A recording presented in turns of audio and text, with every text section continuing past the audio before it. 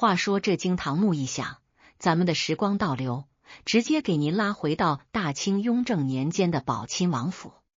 那会儿的乾隆爷还不叫乾隆，是深得雍正帝看重的宝亲王弘历。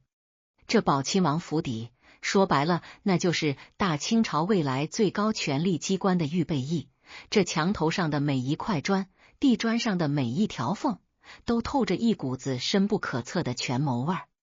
此时正是初春2月，老北京城有个词叫倒春寒，这风不刮则已，一刮起来，那就是一把带着冰碴子的小刀，顺着人的脖梗子直往骨头缝里钻。府里头的正厅暖阁里，那是地笼烧得旺旺的，上好的红罗炭燃着，连一丝烟气儿都闻不见，只透着一股子淡淡的沉香味道。嫡福晋副察事端坐在紫檀木的罗汉床上，身上披着的是内务府新供的羽缎大氅，端庄的像是一尊菩萨。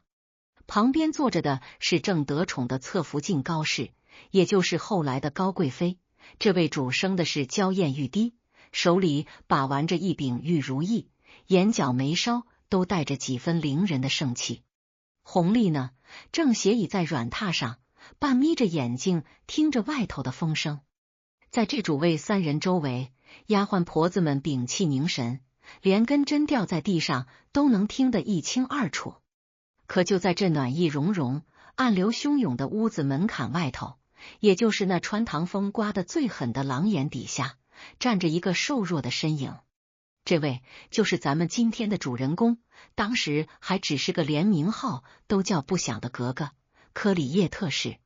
他身上穿的不过是件洗得有些发白的素色绸缎旗装，衣角被冷风吹得扑棱棱直响，可他整个人却像是一根钉子一样，老老实实、规规矩矩地扎在那个最不起眼、最受罪的风口里。咱们就把这老花镜带上，拿着放大镜，死死地盯住这位科里叶特氏手里端着的那盏茶。这可不是一盏普通的茶，这是主子爷办完差事回府，后院女眷们献殷勤的过场。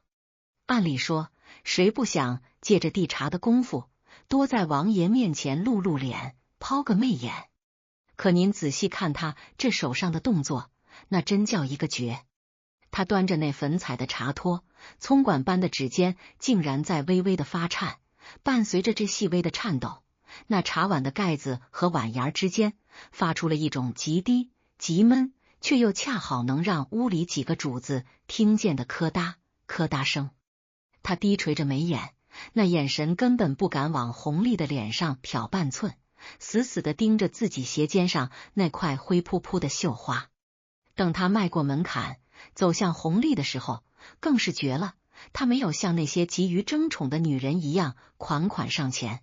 而是在离着主子爷还有3步远的地方，硬生生地停住了。身子半蹲，双膝微屈，将手里的茶盏高高举起，整个上半身呈现出一种极其卑微，甚至带点怯懦的紧绷状态。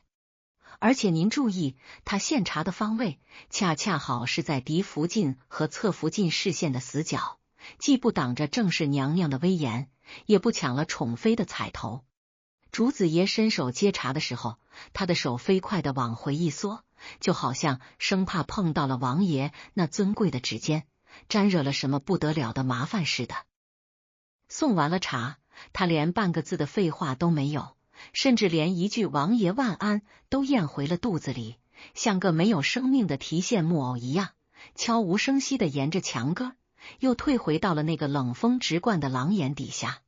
咱们老祖宗常说，外行看热闹，内行看门道。这端茶倒水的微小动作里，究竟藏着什么惊天动地的心机？咱们来一层一层的把这人性的洋葱给剥开。这第一层，在旁人眼里，甚至在当时那屋子里的副察事和高氏眼里，发生了什么？发生的就是一个家世贫寒、没见过世面、胆小如鼠的小妾，战战兢兢地完成了他的本职工作。高氏的余光扫过他那发抖的双手，心里头大概会冷哼一声，心想这种上不了台面的货色，一辈子也配不上跟自己争宠。富察氏看在眼里，心里头则是安定的很。身为当家主母，她最怕的就是后院起火，妖精作祟。这个科里叶特是如此懂规矩，知进退，简直就是个毫无存在感的摆设，实在是让人放心。就连弘历本人接过那杯温度刚刚好，不烫嘴也不冷口的茶时，脑子里对这个女人的印象恐怕也就只剩下4个字：老实本分。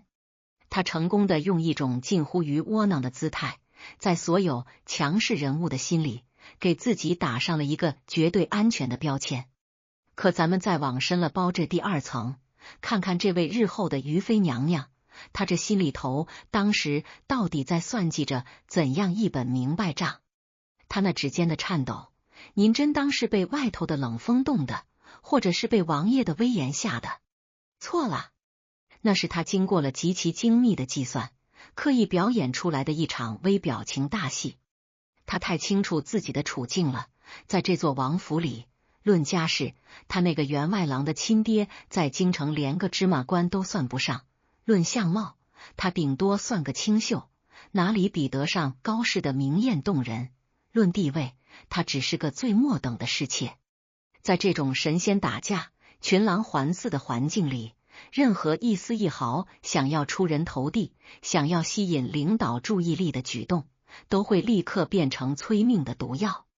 高氏正当红，眼里揉不得沙子，谁敢抢风头，明天就可能莫名其妙的在后院里消失。富察福晋虽然贤良，但维护家族利益的手段那是雷厉风行。科里叶特是端着茶杯的那一刻，他的脑海里就像拨打算盘一样，把这些利害关系扒拉得一清二楚。他那杯茶发出轻微的碰撞声，就是在向高氏传递一个信号：娘娘您看，我怕主子爷，我更怕您，我连端个茶都哆嗦，我绝不会是您的威胁。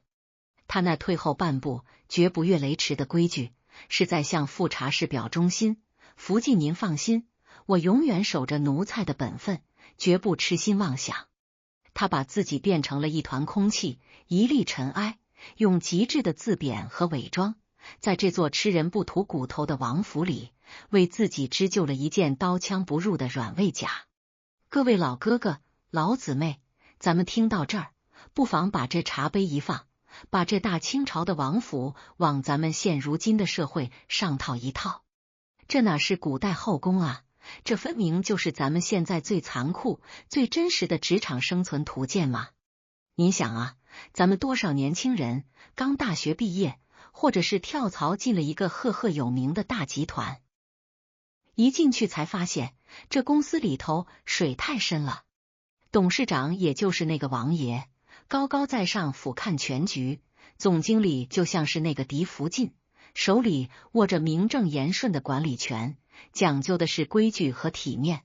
而业务部门那个带资进组、业绩年年第一的总监，就像是那个嚣张的侧福晋高氏，手里握着核心资源，连总经理都要让他3分。这时候，你作为一个刚刚入职、毫无背景、没靠山、没人脉的底层小职员，你该怎么活？很多年轻气盛的孩子一上来就想表现自己，开会的时候急着发言，领导渴了急着去端茶倒水，恨不得把我想往上爬这5个字写在脑门上。结果呢，业务总监觉得你想抢风头，暗地里给你穿小鞋；总经理觉得你这人太浮躁，不懂规矩，直接把你打入冷宫，最后死都不知道是怎么死的。您再回头看看人家于妃这招素手烹茶、视若自保的职场顶级心法，这就叫在局势不明朗、自身实力微弱的时候，懂得运用极度透明化和零威胁化来保全自己。在神仙打架的公司政治里，最聪明的底层员工绝不是那个站队最快的，也不是那个干活最拼的，而是那个最能让人忽略其存在的。你得学会像科里叶特氏那样，把手里的工作做得挑不出毛病，茶温正好，但在展示功劳的时候，一定要往后退半步，让主管觉得你是个听话的执行者，让同事觉得你是个没有野心的老好人。在这种压抑的环境下，示弱并不是真正的懦弱，而是一种极其高级的防御机制。你把自己的锋芒全都藏在烂泥里，别人踩过去的时候才不会觉得扎脚，你才能在保住饭碗的同时，暗中观察局势，默默积攒力量。这也就是咱们中国老百姓嘴里常念叨的那句至理名言：木秀于林，风必摧之；堆出于岸，流必湍之。在这场没有硝烟的博弈中，活下来永远比活得出彩更重要。没有前期这份隐忍到骨子里的苟且，哪来日后生下大清第一优秀皇子的辉煌？所以说啊，这人世间的处世智慧，从来就不是教你怎么去跟别人硬碰硬的逞强争胜。真正的狠角色，往往都是那些在台下弯腰低头，把姿态放到泥土里的人。科里叶特氏用这半生不熟的初春冷风和那一盏微颤的温茶，在乾隆爷的前底里稳稳地扎下了自己的根。他不争宠，不惹事，不冒头，就像那墙角里的青苔，虽然见不到阳光，但只要有一点点缝隙，有一点点露水，它就能悄无声息地蔓延开来。这杯茶的功夫，他算是熬过去了，把这王府里的第一道鬼门关给平平安安地迈了过去。可是啊，天有不测风云，人有旦夕祸福。这王府里的岁月再怎么难熬，那毕竟也只是个亲王的后院。没过几年，紫禁城里传来了丧钟，雍正皇帝龙驭宾天，咱们这位风流倜傥又极度自负的宝亲王弘历一步登天，坐上了那张金灿灿的龙椅，年号乾隆。这主子爷一换，后宫这盘棋可就要彻底打乱重下了。昔日的福晋成了统领六宫的皇后，侧福晋成了炙手可热的贵妃，就连那些平时一起在底层熬日子的格格们，也都眼巴巴地盼着能捞个嫔位、妃位，好光宗耀祖。可咱们这位谨小慎微的科里叶特氏呢？在这场破天的富贵面前，他又会落得个什么下场？当紫禁城的红墙把天地圈得更小，当后宫里的算计变得更加狠毒的时候，他那件洗得发白的旧旗装还能不能护他周全？那长夜漫漫的冷板凳，他究竟要做到什么时候才能等来属于他的那阵东风呢？话说这乾隆爷登基的大典一过，整个京城那是张灯结彩，热闹得像滚开了的油锅。可这热闹是人家的，科里叶特氏这儿只有满屋子的清冷。这封赏的圣旨传遍了后宫，富察氏名正言顺做了中宫皇后，高氏成了众星捧月的高贵妃，就连那些个平日里没怎么露脸的，也都被封了嫔，封了贵人。可轮到咱们这位种呢？乾隆爷也不知是真忘了，还是故意冷着，随手给了个海常在的名号。您各位得知道，常在大清后宫的位分里，那基本就是个带薪的高级宫女，连个正经的一宫之主都算不上。咱们就把镜头拉近了看，看那承乾宫天殿里的一角，那是真正的冷板凳。此时正值深秋入冬，屋子里的火盆子冷冰冰的，内务府那帮看人下菜碟的奴才，见这位主没圣宠没家世，送来的木炭全是些带着烟气的劣质货。海常在呢，他也不恼，也不去内务府闹，就这么静静地坐在那张掉了漆的圆凳上。在那摇曳的快要熄灭的残烛下，海常在手里捏着一枚绣花针，正就着那点豆大的火苗，一下一下地缝补着他那件袖口已经磨出了毛边的旧旗装。这要是换了别的常在，答应早就哭天抢地，寻死觅活的想办法去御花园偶遇皇上了。可他不，您看他那捏针的指尖，稳得像泰山一样，每一次穿针引线都精准的没有半毫米的偏差。窗外的风呼呼的吹，吹得窗棂纸嘎吱作响，屋子里没个热气儿。他那冻得有些发青的指关节偶尔会停顿一下，但紧接着他会把手拢进袖子里哈一口气，继续低头干活。最绝的是什么？是有小宫女忍不住抹眼泪抱怨炭火不足，晚饭冰凉，她却抬起头，那眼神里没有半分怨尤，反而像古井水一样深不见底。她轻轻放下针线，用那双带着老茧的手温柔地拍了拍宫女的手背，示意其噤声，然后嘴角勾起一抹极其淡然，甚至带着点置之死地而后生的笑意。这海常在，他是在坐冷板凳吗？不，他是在坐禅。他心里头明白，这后宫的晋升之路从来不是百米冲刺，而是马拉松。乾隆爷刚登基，正是志得意满看花眼的时候，那些削尖了脑袋往龙床边上挤的，大多成了皇上眼里解闷的玩物，或者是高贵妃眼里的活靶子。海常在这件洗得发白的旧衣服，就是他最完美的伪装。他穿给谁看？他是穿给那个坐在乾清宫多疑且自尊心极强的乾隆看的。他要让皇上知道，无论你大富大贵还是冷落于我，我始终是那个钱底里不争不抢、简朴持家的老实人。这种人设的稳定性，在变幻莫测的权力中心，比任何美貌都更具杀伤力。他这是在用极致的孤独去置换乾隆爷心里那份极其稀缺的信任资产。他知道，只要他不乱，高贵妃就找不到由头踩他，皇后就会觉得他是后宫稳定的基石。把这事儿往咱们现实生活里这么一搁，您瞧瞧，这不就是职场里最磨人的冷处理期吗？多少职场精英换了个新老板，或者公司并了购，原本以为能大展拳脚，结果被发配到了个边角料部门，干着打杂的活。这时候人心最容易散，有的人开始到处托关系想调岗，有的人开始消极怠工，整天抱怨，还有的人干脆直接卷铺盖走人。可您看看人家海常在，这叫战略定力。在公司权力重组的时候，如果你没能进入核心决策层，最好的办法不是去强行表现，而是表现出你的不可替代的稳定性。这种稳定性表现为，哪怕环境再差，资源再少，你依然能把最基础的活干得一丝不苟，缝补就医。这其实是在给大老板传递一个潜意识的信息，这人皮实、懂事、能抗压，且没有野心。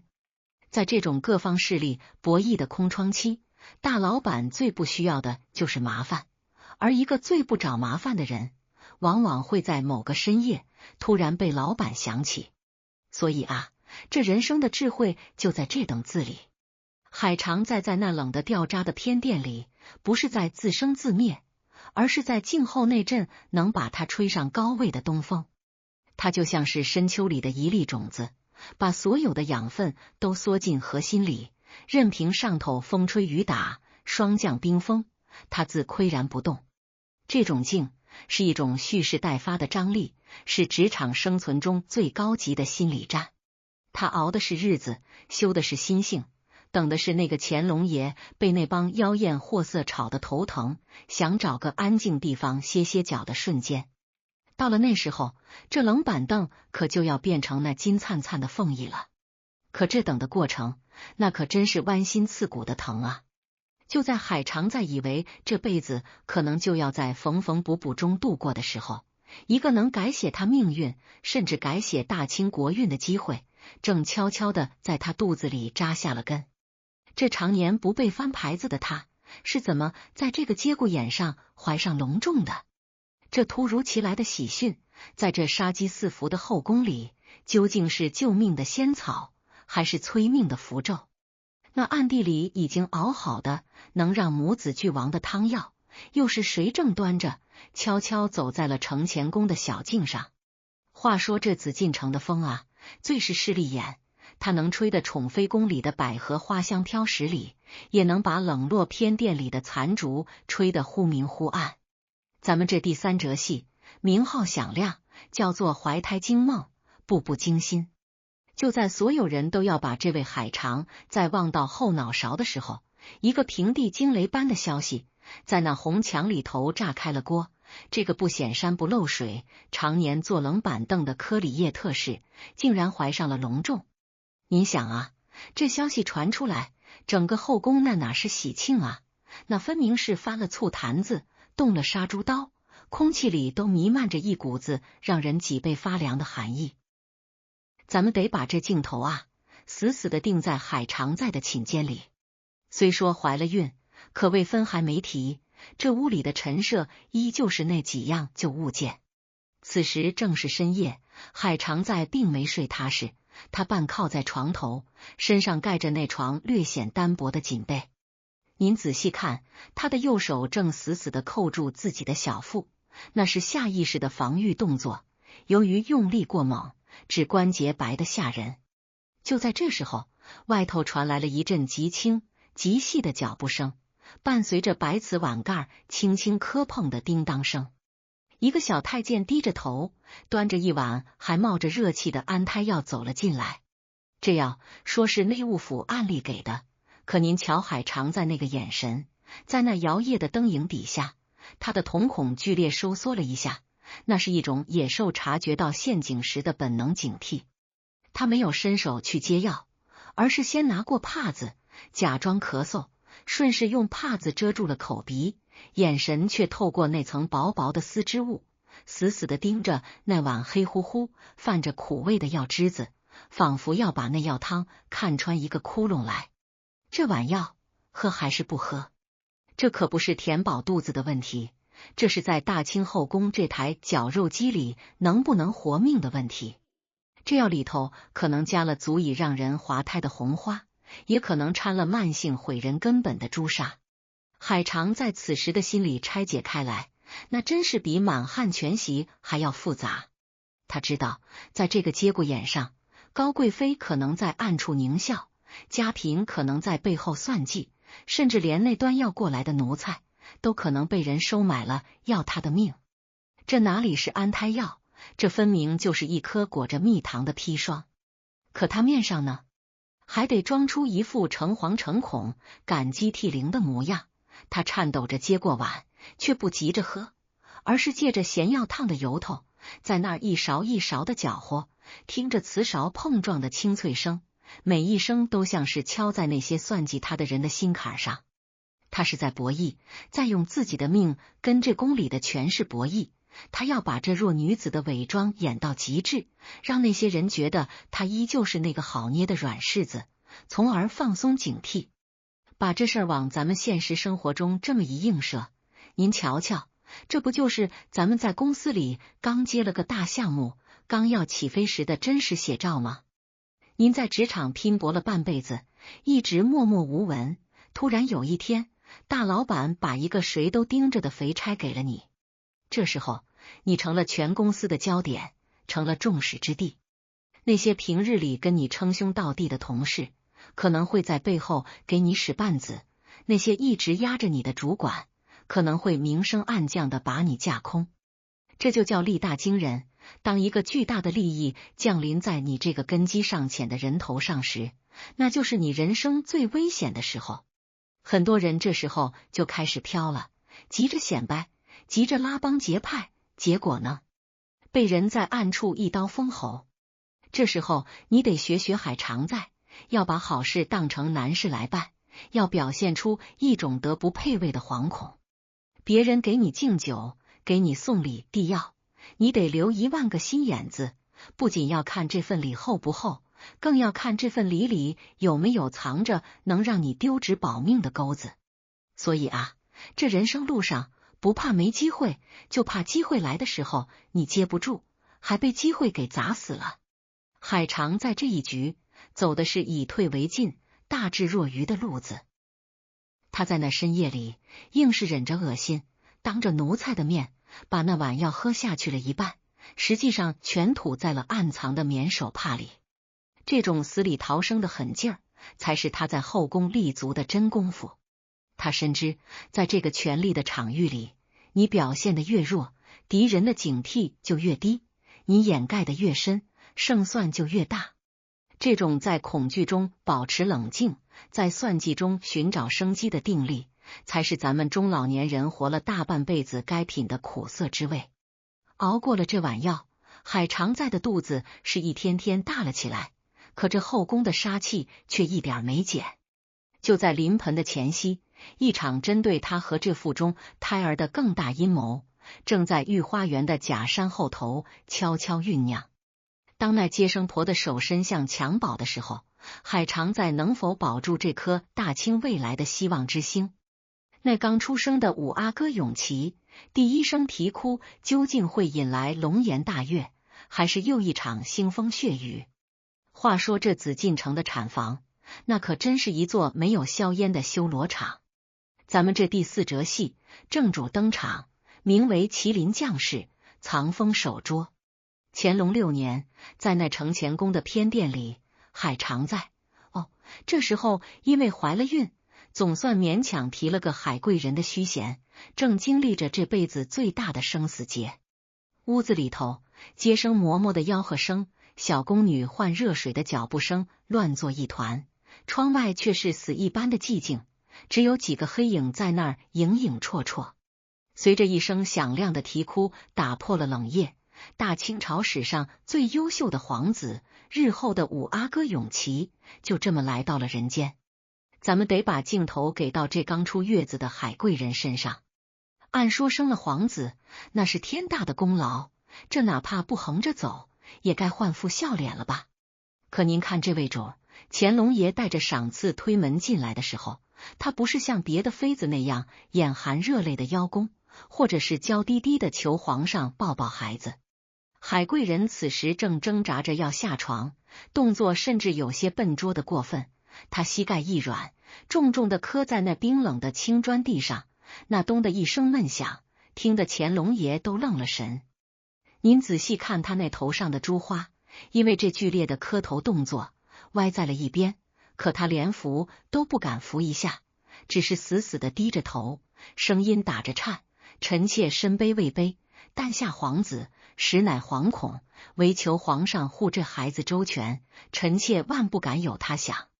他那由于产后虚弱而苍白的嘴唇，被牙齿咬出了一道深深的白印子，眼神更是从头到尾都没敢往那金灿灿的赏赐上瞟一眼。这一跪，这一个歪掉的珠花，里头的算计可深了去了。咱们来拨开这迷雾看第2层。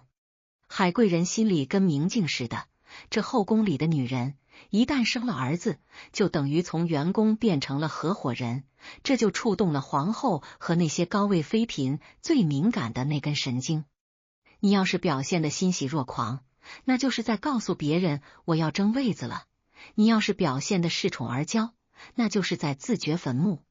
他这一跪，跪的是乾隆爷的多疑，跪的是皇后的戒心。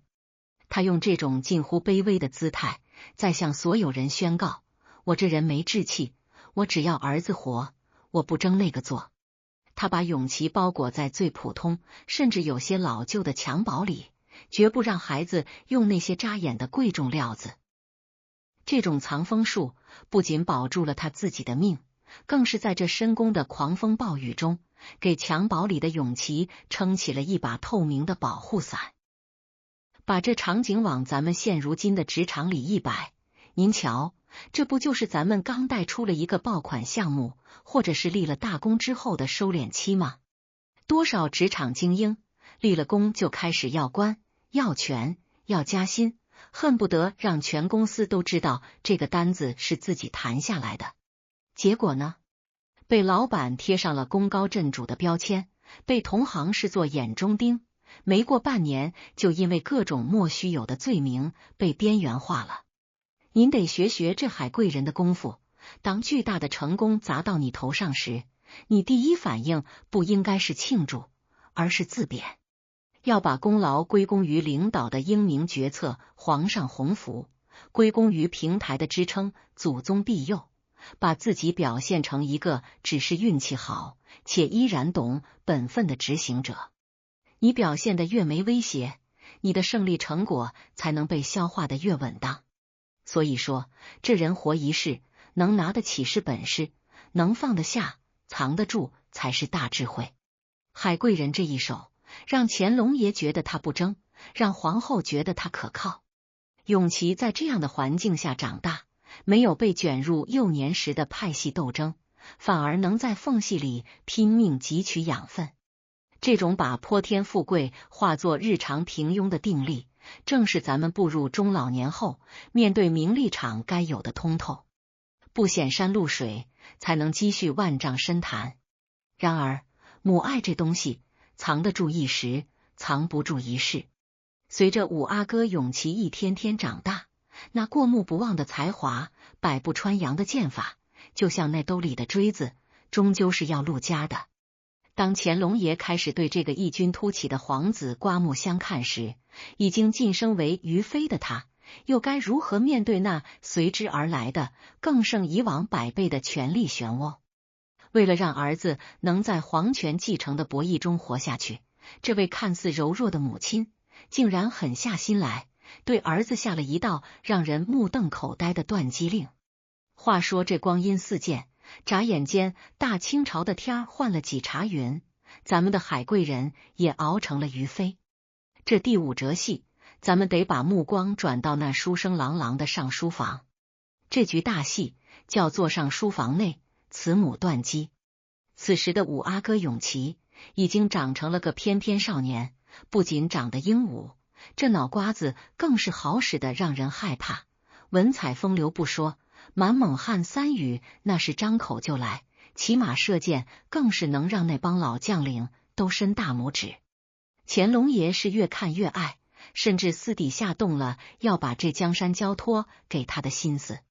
按理说，当娘的看到儿子成了全优生，做梦都该笑醒了。可咱们这位于妃娘娘却做了一件让满宫里人都脊背发凉的事儿。那天傍晚，夕阳残血，把上书房的红墙映得跟着了火似的。于妃没带大队人马，就提着个精致的食盒，悄悄来到了永琪读书的窗外。他没急着进去，就隔着那层薄薄的窗棂只听。屋里永琪正跟几位侍读侃侃而谈，言语间透着一股子指点江山、舍我其谁的锐气。于妃听着听着，那原本平静的脸色却一寸寸的白了下去。他推门而入，没看永琪那张邀功的笑脸，反倒是一把抓起案头上那根乾隆爷亲赐、由顶级湖州老艺人亲手雕琢的象牙管湖笔。您仔细瞧，他那保养得宜的手指因为用力而关节泛青，就在永琪惊愕的目光中，他竟然猛地一折，咔嚓一声脆响，那名贵的湖笔断成了2截，碎木渣子甚至划破了他的掌心。这断笔之声在寂静的书房里简直像是一记惊雷。永琪吓得扑通跪倒，于妃却没掉一滴泪，他那眼神冷得像冰，死死盯着儿子，声音压得极低，却带着一股子狠劲儿。你以为你聪明？你以为你博学？你这笔下写的不是锦绣文章，是咱们母子的催命符。大清的皇子不需要一个锋芒毕露的才子，只需要一个听皇上话的奴才。他随手将断笔扔在地上，那象牙管撞在青砖上的回响，听得人心惊肉跳。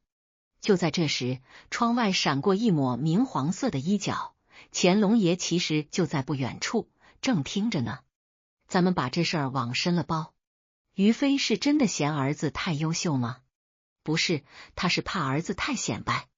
在这大清的权力巅峰，储君之位那就是个火山口，多少双眼睛盯着呢。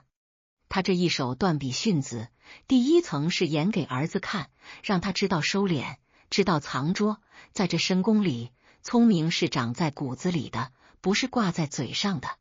第2层更是演给窗外的乾隆爷看，他要让皇上知道，我这个当娘的绝没有利用儿子的才华去觊觎那个位置的心思。我教育出来的儿子，第1是孝，第2是忠，至于才华，那是给皇上办事的工具，不是争权的筹码。这种把软肋和忠诚主动剖开给大老板看的手段，简直是权谋里的顶级艺术。把这事儿往咱们现如今的职场生活里对照一下，多少家长家里孩子争气，在单位里就恨不得把孩子的成绩单贴在老板办公室门口，或者你自己带了个极其拔尖的徒弟，就急着带他去见大领导，想显摆自己的教导之功。结果呢，大领导一看这孩子太狂，你这个当师傅的野心也不小，干脆一起打压。真正的职场高人教出来的徒弟或者是培养的接班人，一定要有一种内秀于心外内于言的温润。在老板面前，你得不断的压一压下属的火气，表现出一种大局为重不居功自傲的家教和门风。这不仅是在护着孩子，更是在给大老板递一颗定心丸，我们这房人没威胁，好管。所以啊，这人生智慧就在这折断二字里，舍得断掉眼前的风头，才能换来长久的安稳。于飞这一折，折掉的是永琪的傲气，却也折服了乾隆爷那颗多疑的心。乾隆爷在窗外听的是百感交集，他觉得于飞懂事，觉得永琪可交。可这老天爷似乎并不想让这对母子平平安安的登顶。就在永琪22岁那年，圆明园突然起了一场漫天大火，火势连绵，把半个天空都映红了。乾隆爷被困在九州青焰的火海里，生死一线。在这千钧一发的时刻，那个被于飞教导要收敛的永琪，究竟会选择继续藏拙保命，还是放手一搏去火海救父？而一直在背后布局的于飞，在得知儿子冲进火海的那一刻，他那一直稳如泰山的指尖又会颤抖成什么样？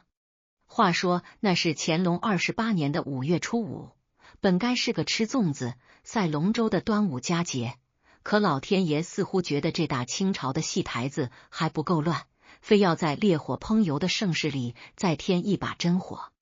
就在这天夜里，圆明园内最核心最尊贵的寝殿九州青焰突然起了大火。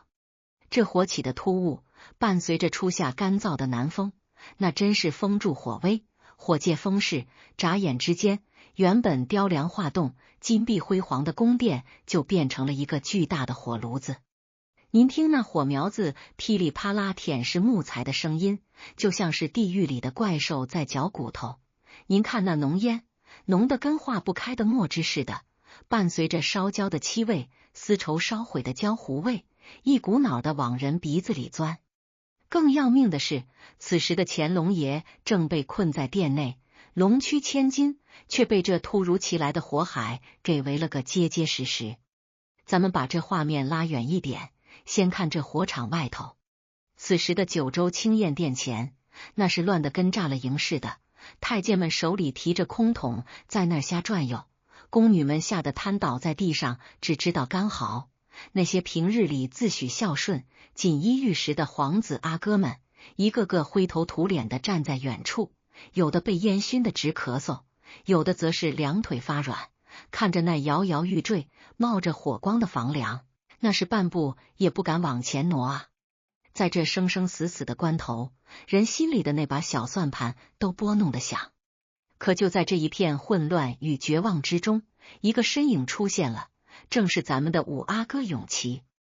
您瞧他没有半点犹豫，顺手抄起一桶冰冷的井水，兜头盖脸的给自己浇了个透心凉，然后随手撕下一块衣巾蒙住口鼻，眼神里透着一股子平日里少见的狠辣与决绝，就像一头豹子，一低头就这么直勾勾的扎进了那足以把人融化的火海里。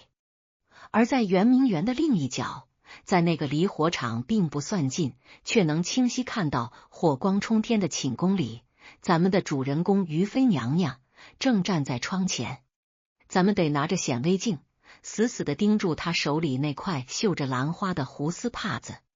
那是乾隆爷赏的新料子，软得跟水一样。可此时此刻，那帕子在于妃手里已经被拧成了一个死结。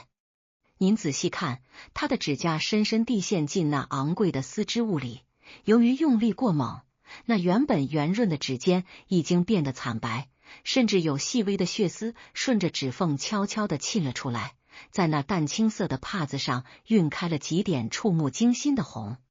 他的身子僵得像一尊石像，唯有那双平日里波澜不惊的眼眸，此时映着远处的火光，剧烈地跳动着。他没去哭喊，也没去指挥，他只是在那儿等一个能决定他母子二人后半生荣辱，甚至是生死存亡的结果。咱们把这火光映照下的心思给拨开了，揉碎了看。于飞这时候在想什么？第一层，那是当娘的本能，那是连心肉，那是他的命根子啊！永琪冲进去，可能下一秒房凉塌了，他这辈子所有的指望，所有的依靠就全没了，这叫断肠之痛。可咱们再往深了包这第二层，这就是老辣到了骨子里的博弈。于飞这一辈子，在前五折戏里，他求的是一个稳字，交给永琪的也是一个藏字。可他心里太明白了，这天下最大的恩典，从来不是靠藏能藏出来的，得靠豁去豁出来。当他得知乾隆被困火海的那一刻，他心里其实已经替永琪做了决定，这一仗必须打。这就是所谓的终极投名状。其他的皇子都在退缩，都在观望。这时候，如果你冲进去，救出来的不仅是一个亲爹，更是大清朝的皇帝，是一份重过泰山的救命之恩。这是一场高风险、高回报的顶级风头。赢了，那是铁打的皇储；输了，那是青史留名的纯孝。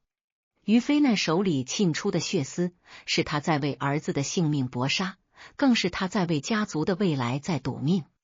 各位老哥哥、老姊妹，您把这一幕往咱们现如今的职场风云里一套，您看看，这不就是公司遭遇毁灭性危机，大老板被困绝境时的终极选拔赛吗？您在职场里潜伏了大半辈子，讲究的是不争不抢，稳扎稳打。可突然有一天，公司核心项目出了天大的窟窿，甚至面临倒闭，所有的中层高管都在推诿责任，都在找退路。这时候，你是跟着大家一起明哲保身，还是豁出这张老脸，搭上这一身的皮肉去力挽狂澜？于飞教给我们的就是那种泰山崩于前而色不变的心理素质，以及在关键时刻敢于把全部身家性命压上去的魄力。在职场里，如果你想从一个老实本分的员工跃升为不可替代的合伙人，光靠平时干活细致是不够的，你必须在老板最脆弱、最无助、最需要救命稻草的时候出现在他面前。这种救命恩情带来的信用资产，是任何业绩、任何 PPT 都换不来的。这火足足烧了半宿。当永琪背着焦黑了一身、龙冠都歪了的乾隆爷，跌跌撞撞的从那坍塌的偏殿里爬出来的时候，全场都静得只能听到大火燃烧的余声。乾隆爷抓着永琪肩膀的那只手，指甲都扣进了永琪的肉里，那是极度恐惧后的死死依靠。于飞在远处看到这一幕，手里的帕子终于滑落在了地上，他整个人虚脱了一般瘫坐在椅子上，脸上竟露出了一个比哭还难看的笑。他知道这局大赌他赢了。永琪这五阿哥的名号，从此以后在乾隆心里，那就是唯一的、无可替代的接班人。这就叫富贵险中求，这就叫大势所趋，避无可避。然而，这天底下的福分，似乎总是有个定数的。火海里救出的父子深情，让永琪在乾隆心中的地位达到了一生中的顶点，甚至在不久后，乾隆就正式册封永琪为荣亲王。那个荣字，可是乾隆心里最深、最痛的一个结。可谁能想到，这刚从火海里死里逃生的麒麟儿，竟然没能熬过那个冬天。那个被于飞视作余生全部希望的永琪，那个文武双全、刚立下盖世奇功的皇子，怎么就突然倒在了病榻上，连那名贵的山参汤都灌不下去一口了？这白发人送黑发人的惨剧，对于那个隐忍了78年的于飞来说，究竟是压死骆驼的最后一根稻草，还是让他彻底悟透人生的另一场大火？他看着那冰冷的荣亲王府大门，心里又是怎样的一番凄风苦雨？话说这人世间的福报，有时候就像那夏日里的雷阵雨，来得猛烈，去得也快。咱们这第7折大戏，名字叫做白发送黑，泪眼看花。这一回，咱们得把这讲古的惊堂木先搁在一边，换一记沉闷的带着哭腔的闷雷。话说乾隆31年，大清朝刚从那场圆明园的大火里缓过劲来，正准备给救驾立功的五阿哥永琪大摆筵席，册封荣亲王呢。谁能想到，这喜帖还没捂热，丧报就进了宫。永琪得了腹股疽，这病在当时那就是绝症，任凭宫里的御医把那1000年的人参当萝卜使，也没能从阎王爷手里抢回这条麒麟命。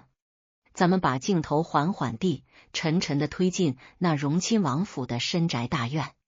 此时正是个冷得让人心惊胆战的隆冬，窗外的风像是要把这朱红的大门给生生撕裂，吹在那枯枝上，发出那种嘎吱嘎吱的，像是老妇人哭泣的声音。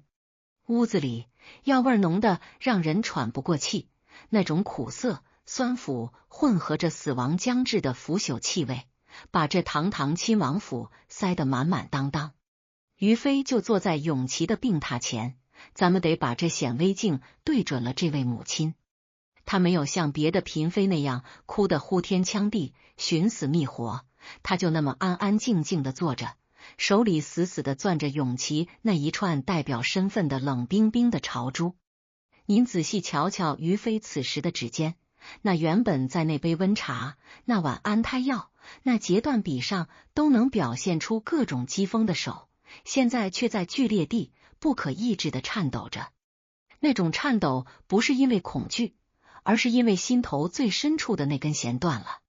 他伸出那只枯槁的手，指甲盖由于长期的忧思已经变得暗淡无光，他极其缓慢地一点一点地划过那光滑剔透的朝珠，每划过一颗，就像是划过儿子25载的人生。在这死寂的屋子里，甚至能听到他指甲划过珠子时发出的那种细微、干涩的刺挠声，那声音听得人牙根子都发酸。永琪已经在弥留之际，那双曾经在火场里闪烁着虎虎生威之气的眼睛，现在却虚弱的只能勉强睁开一条缝。于飞俯下身，把脸贴在儿子那已经由于高烧而变得滚烫，却又由于衰竭而透着一股子青灰色的脸颊上。这一刻，他不是大清朝的于飞，他只是个眼睁睁看着自己毕生心血付诸东流，看着自己唯一的指望被生生掐灭的绝望老母。这眼泪终于是砸了下来，但这眼泪不流进手绢，而是直直的砸在那青石地板上。您听那啪嗒一声，在寂静的卧房里显得格外刺耳。这每一滴泪里都藏着于飞几十年的隐忍。咱们来包一包这第2层，看看他此时这心里到底在经历怎样的天崩地裂。这25年里，他为了这个儿子，受了多少海肠在时期的冷落，喝了多少可能夺命的安胎药，亲手剪断了多少次儿子的锋芒，又在多少个不眠之夜里对着冷月祈祷。他把这辈子所有的赌注、所有的尊严、所有的野心都压在了永琪身上。永琪救了火，封了王，那是他人生大戏里最高亢的过门，眼看着就要大功告成，眼看着那个位子已经唾手可得，老天爷却在最后关头把棋盘给掀了。这不仅是失去儿子的哀痛，这更是一个顶级布局者在面对命运那不讲理的恶作剧时，那种深刻的无力感和荒诞感。他看着那冰冷的朝珠，心里想必是在问，这一辈子的隐忍，这一辈子的算计，到底换来了个什么？把这事儿往咱们现如今的人生里这么一映射，您瞧瞧，这不就是咱们中老年人最怕遇到的项目归零吗？您辛辛苦苦一辈子，攒钱给孩子买房，托关系给孩子找工作，把这辈子的心血都浇灌在下一代身上，指望着老了能含饴弄孙，坐享清福。结果呢，有时候一个突如其来的变故，或者是一个谁也预料不到的意外，把你几十年的积累瞬间清空。这时候很多人就垮了，疯了，或者干脆就活成了行尸走肉。职场上也是一样，你呕心沥血培养的接班人突然辞职，或者你跟了20年的大老板突然倒台，那种白茫茫大地真干净的绝望，才是人生最毒的药。可您再仔细看于飞，就在这送别儿子的最后时刻，就在所有人都以为他会一病不起，跟着去的时候，他却做出了一个让所有人都意想不到的举动。他站起身，最后一次为永琪整理了那沾满了药渍的衣领，然后转过身，在满屋子太监宫女的哭声中，极其端庄、极其缓慢地走出了亲王府。他的脊梁骨虽然由于老迈而有些佝偻，但在那一刻，在那漫天飞雪的冬日里，他却走得异常坚定。这种坚定是一种近乎于残忍的断舍离。他知道，儿子没了，他的母凭子贵的神话彻底终结了。在这后宫里，他现在成了一个真正的无依无靠的老太太。但他没有认输，他要用这种近乎于绝望的冷静告诉乾隆，也告诉这宫里的所有人，我科里叶特氏，即便只剩下孤身一人，也依然是这后宫里最守规矩、最能扛得住事的于妃。这叫什么？这叫终极的止损智慧。在人生最惨烈的亏损面前，哭天抢地，除了换来别人的怜悯甚至嘲笑，没有任何实际意义。于妃这一走，走出了母亲的柔情，走回了那个在前底里素手烹茶、不卑不亢的自我。他要把对儿子的思念深深地埋进骨头缝里，变成支撑他在这个吃人的后宫里继续活下去的某种阴冷而坚韧的力量。这种从疾痛中开出的冷艳之花，才是人性里最硬的那块骨头。咱们这部分关于白发送黑的惨剧，不仅仅是在讲历史的无奈，更是在讲咱们每个人在面对人生重大变故时，那份咽下血水继续赶路的苍凉勇毅。永琪的葬礼办得极其隆重，乾隆爷甚至在那之后的30多年里，依然对这个儿子念念不忘。可随着永琪的棺木沉入地宫，于妃这个名字似乎也逐渐在权力中心的热闹里沉寂了下去。可谁能想到，就在所有人都以为他会在这寂寞深宫里慢慢腐烂，被人遗忘的时候，他竟然硬生生的又活了26年。从那个风华绝代的乾隆盛世，一直活到了乾隆爷都老得拿不住朱砂笔的古稀之年。在这漫长的没有儿子的26年里，这个老太太到底是怎么在尔虞我诈的后宫里守住那份宁静的？乾隆爷到了80岁的高龄，为什么还要在某个雪夜起意去看看这位已经78岁的满脸褶子的于妃？这最后的一局，这位老祖宗级别的隐形冠军，又是如何在这残局中收割了他人生里最厚重的一份尊严？话说这大清朝的年轮转了一圈又一圈，紫禁城的红墙不知道粉刷了多少回，里头的冤魂和笑声早就被风吹得稀碎。咱们这最后一折压轴大戏，名为78载，古稀精作，讲的是这深宫里头最残忍也最温柔的结局。这时候啊，已经是乾隆57年的隆冬了。您想啊，当年的宝亲王弘历，如今已经是82岁高龄的太上皇预备役了。他这辈子风流快活过，也杀伐果断过，可到了这个岁数，他就像是一棵被掏空了心儿的老槐树，虽然还占着最显眼的地界，可心里头那股子孤独，那是比这塞外的北风还要凉。咱们把这视线啊，顺着那落了一层薄雪的青石板路，慢慢悠悠的挪到承乾宫的内室。这时候屋子里静得连根针掉地上都能听见声，只有那紫铜熏炉里极其名贵的沉香在那儿一丝一毫地吐着烟气。就在那靠窗的暖炕上，坐着咱们今天这位活成了传奇的女人于菲·科里叶特氏。这时候的她虚岁已经70有9了，也就是咱们常说的78岁高龄。咱们得把这镜头推到离她只有半尺远的地方，死死地盯住她那一双手。那是怎么样的一双手啊？皮肤已经干枯的像是一张陈年的黄草纸，上面的青筋像是一条条干涸的河床，布满了褐色的人兽斑。可您仔细瞧，这双手正稳稳当当地端着一盏温热的茶，那盖碗轻轻拨弄茶沫子的声音，咔嗒咔嗒，极慢极沉，却稳得没有一丝乱颤。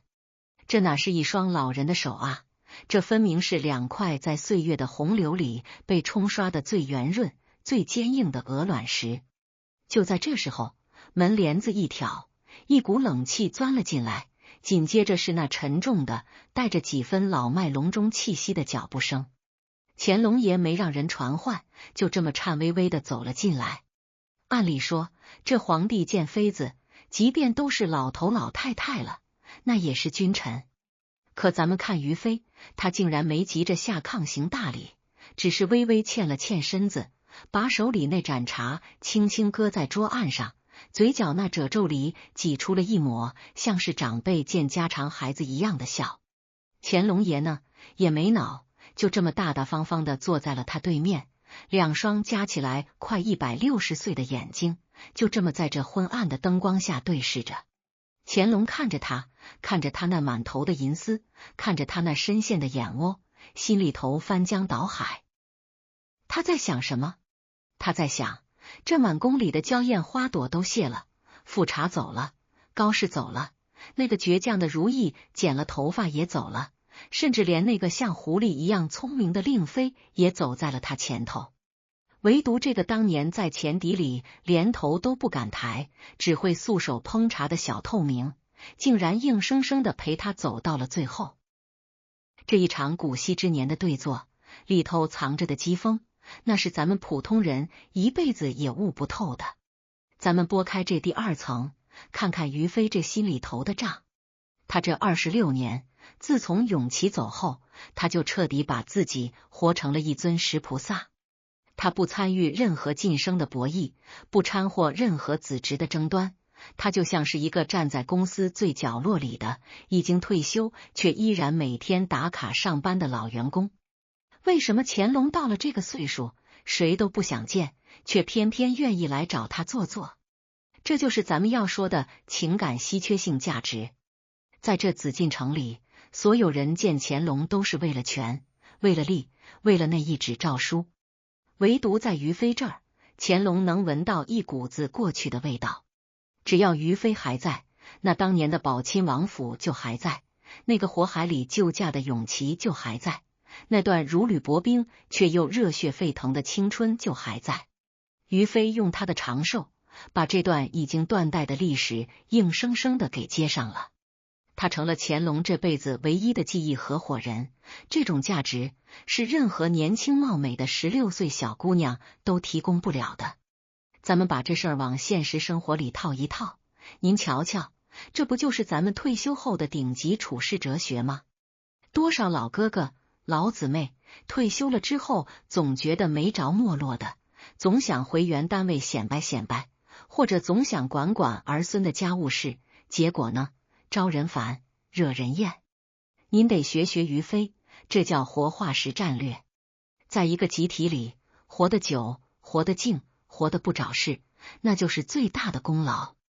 您在家族里，不需要你再挣多少钱，不需要你再发号施令，你只要稳稳当地坐在那儿，做一个慈祥的、有记忆的老祖宗，你就是这个家庭的定海神针。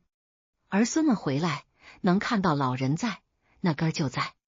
这种存在即胜利的逻辑，是职场里那些熬走了一任又一任 CEO 的老员工最核心的竞争力。